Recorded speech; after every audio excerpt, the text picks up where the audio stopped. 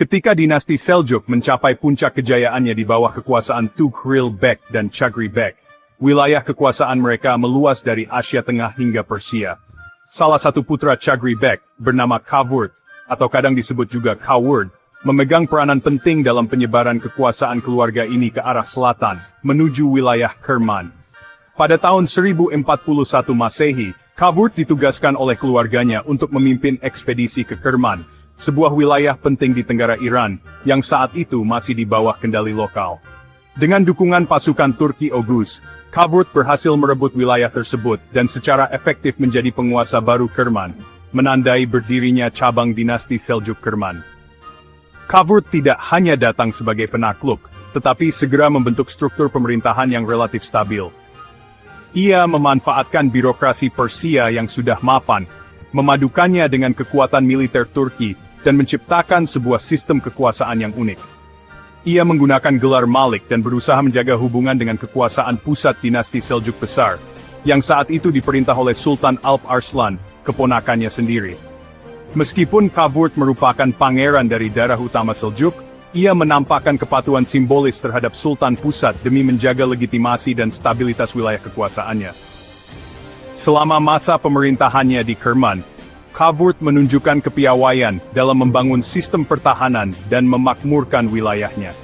Ia dikenal sebagai penguasa yang tegas namun adil, dan berhasil menjadikan Kerman sebagai salah satu pusat ekonomi dan militer penting di wilayah selatan Iran.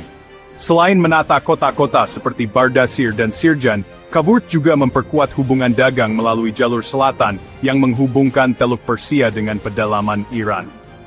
Di bawah pemerintahannya, Kerman menjadi lebih dari sekadar provinsi. Ia berkembang sebagai wilayah semi-merdeka yang memiliki identitas politik sendiri, meskipun secara formal tetap berada dalam lingkup dinasti Seljuk.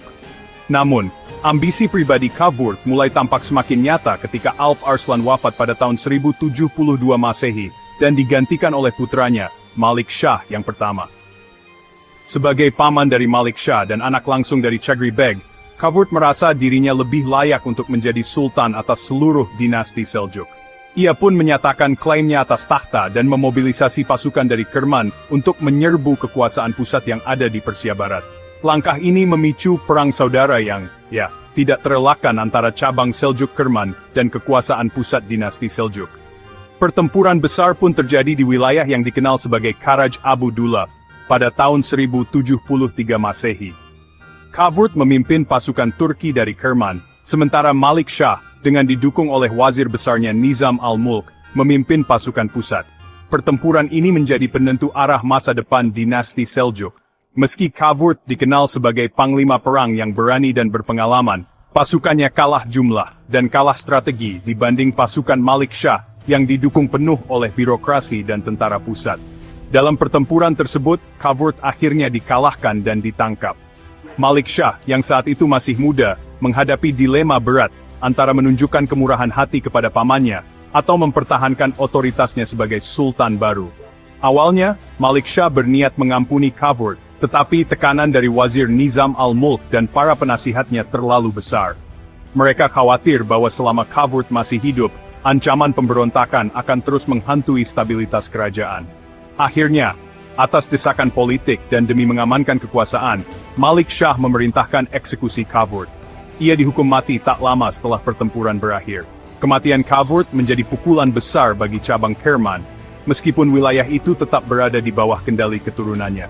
Eksekusi ini menjadi simbol bahwa kekuasaan pusat tidak akan mentoleransi ambisi cabang-cabang Seljuk yang ingin berdiri sendiri sebagai sultan. Meski Kavurt telah tiada, warisannya tetap hidup dalam struktur pemerintahan Seljuk Kerman yang ia dirikan. Keturunannya melanjutkan kekuasaan di Kerman selama beberapa dekade setelah kematiannya.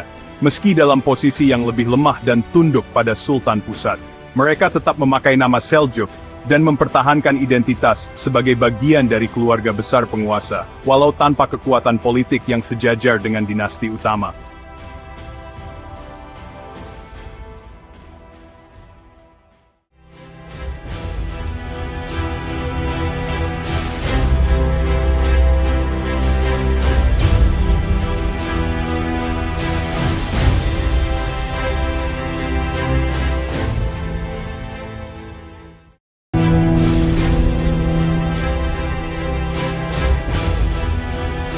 Pasca mangkatnya Cavour, Seljuk Kerman tetap eksis sebagai daerah otonomi khusus di bawah Kirmanshah bin Cavour.